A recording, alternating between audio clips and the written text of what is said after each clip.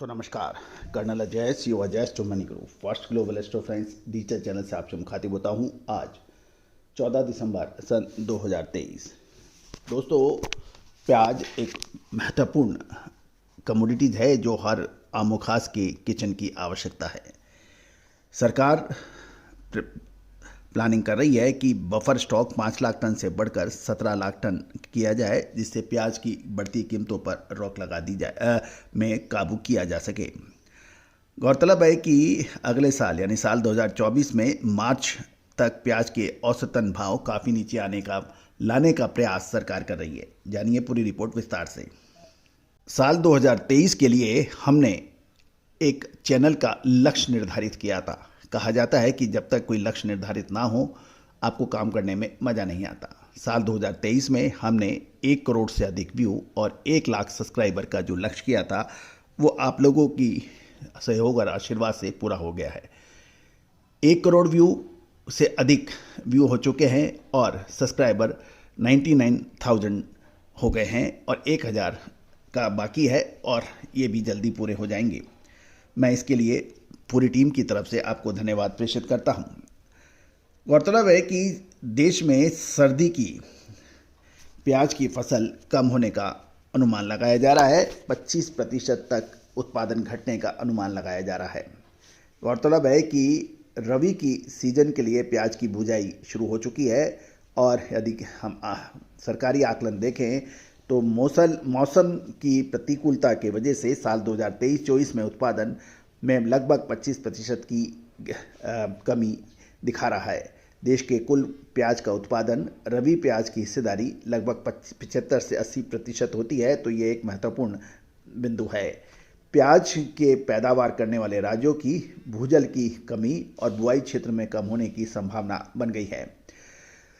सरकार के शुरुआती अनुमान के मुताबिक 2023-24 के सीजन में रबी प्याज का उत्पादन पिछले सीजन 220 लाख टन से घटकर 165 लाख टन रह सकता है। ये लगभग 25% की कमी है। रबी सीजन के प्याज जो पिछले 5 वर्षों से देश में वार्षिक प्याज का उत्पादन का लगभग 75 से 80% माना जाता है। गौरतलब है कि अप्रैल से बाजार में इसकी आवक शुरू होगी और इसकी फसल दिसंबर तक इसको संग्रह किया जा सकता है। एक सूत्र के माने तो महाराष्ट्र में रबी सीजन का उत्पादन पिछले साल के उत्पादन 93 लाख टन से घटकर इस साल 37.4 लाख टन होने की संभावना है, जबकि दूसरे राज्यों में साल 2022-23 की फसल के स्तर के आसपास ही रह सकता है। बिहार और पश्चिम बंगाल के कुछ क्षेत्रों में इसका क्षेत्रफल बढ़ने का भी संभावना बन रही है, लेकिन बाकी अन्य राज्यों में इसकी संभावना कम है।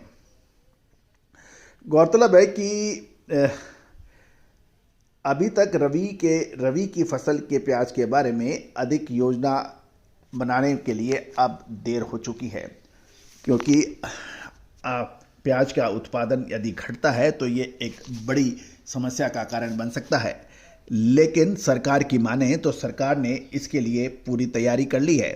अगले साल मार्च तक प्याज के औसत रिटेल भाव 20 रुपये प्रति किलो तक आ सकते हैं। इसके लिए केंद्र यानी सरकार फरवरी तक बफर स्टॉक को 7 लाख टन प्याज बाजार में उतारने की संभावना बनेगी। अभी देश में प्याज का औसत भाव 55 रुपये से ऊपर चल रहा है। बहरहाल सरकार प्याज का बफर स्टॉक तैयार कर रही है और नवंबर में इसके भाव 48% बढ़ने से रिटेल की महंगाई दर 5.55% तक पहुंच गई है। आम चुनाव यानी लोकसभा 2024 के चुनाव नज़दीक आते देख महंगाई पर काबू करने के लिए सरकार प्याज के निर्यात पर पहले ही प्रतिबंध लगा चुकी है। साथ साथ मिनिमम एक्सपोर्ट प्राइस भी लगाई है।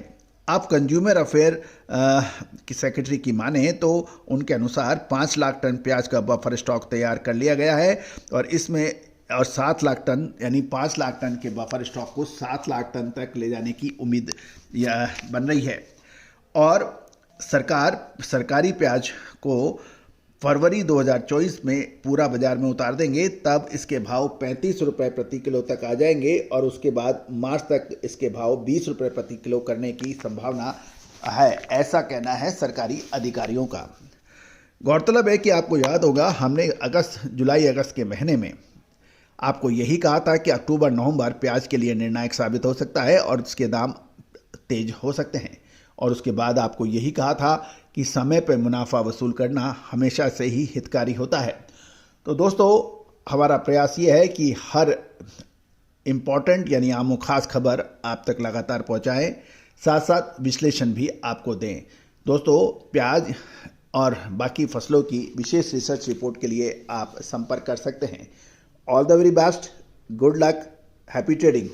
दोस्तों, शो के अंत में आपसे यही कहूँगा, यदि आपको हमारा चैनल पसंद आता है तो इसको सब्सक्राइब जरूर कीजिए। साथ साथ आपके इलाके में प्याज के क्या भाव है अवश्य लिखिए। साथ साथ प्याज के भाव पर किसानों का क्या कहना है, अपनी प्रतिक्रिया अवश्य दीजिए। All the very best, good luck, happy trading.